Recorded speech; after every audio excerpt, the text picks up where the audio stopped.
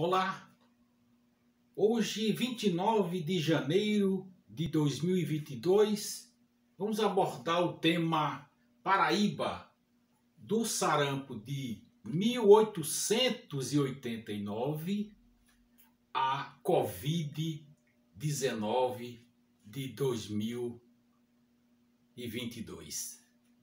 Em 11 de janeiro deste ano de 2022, o meu primo engenheiro Vicente Dias Spinelli Júnior me enviou uma tabela intitulada, abre aspas, Mortes na capital da Paraíba, Paraíba com H e Y, entre 22 de setembro e 2 de outubro de 1889, 105 casos. Sinceramente, não conhecia esse lado estatístico do meu primo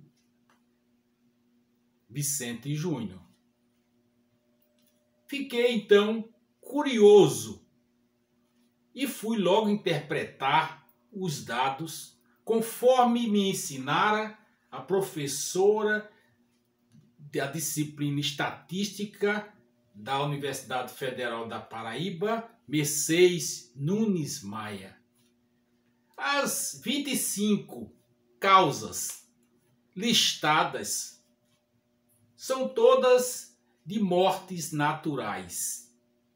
Como diz o sertanejo, mortes morridas. As mortes violentas, também chamada de morte matada, não foram inclusas nessa tabela. Foram ao total, como foi dito, 105 mortes, no intervalo estudado de 12 dias. O sarampo respondeu por 58 óbitos, ou seja, mais da metade.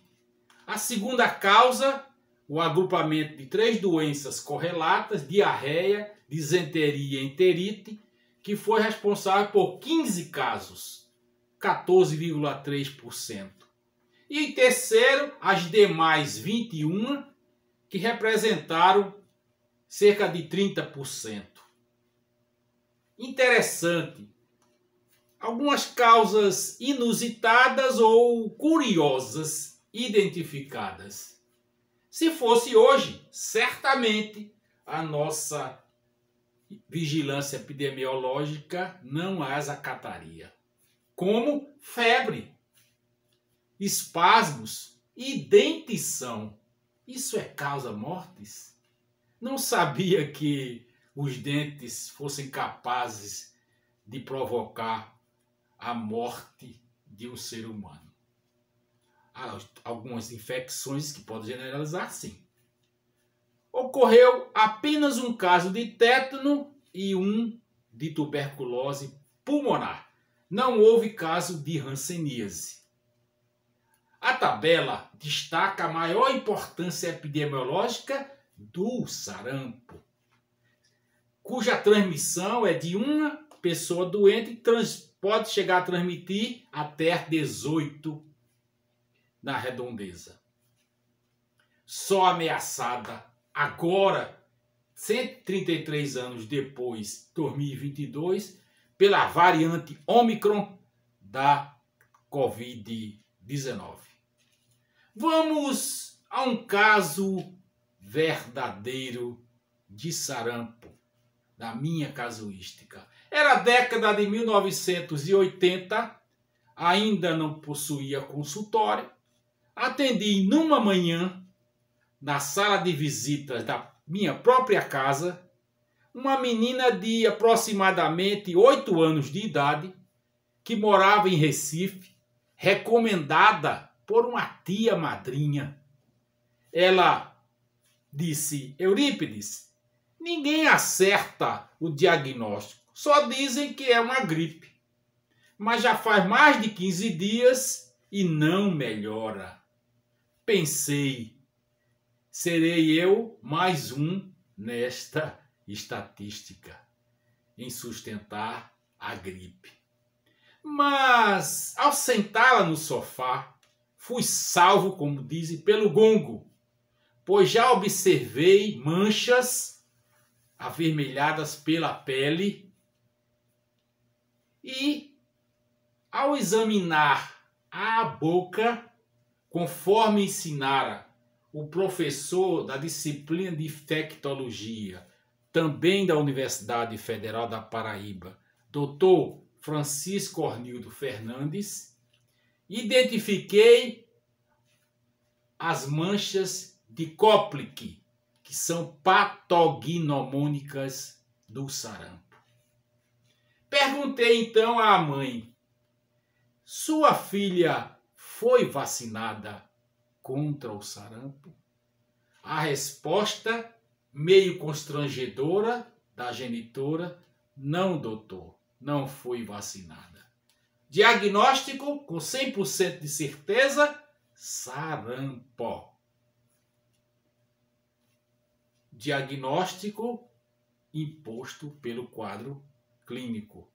Marquei então preciosos pontos com a minha tia, que até hoje divulga esse fato. Afinal, tia é para essas coisas. Mas a história desse sarampo não terminou aqui. Vocês não creem no que o vírus sarampento pode fazer e fez.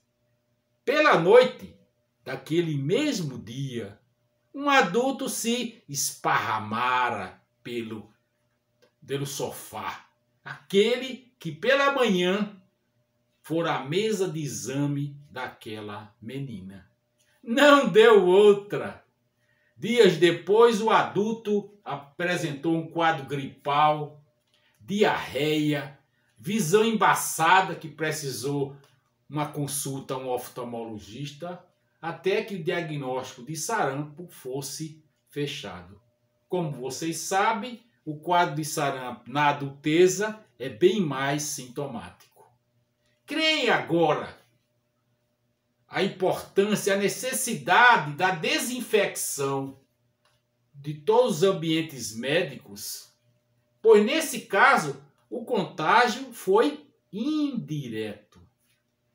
Que a lição desse caso do sarampo, que é mais prevalente em crianças e é uma doença evitável por vacina, sirva de exemplo para o controle da Covid-19.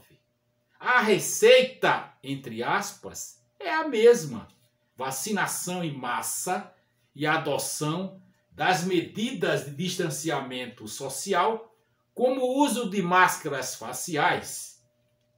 Cuidem-se. Ao Ômicron, o mesmo do que o sarampo.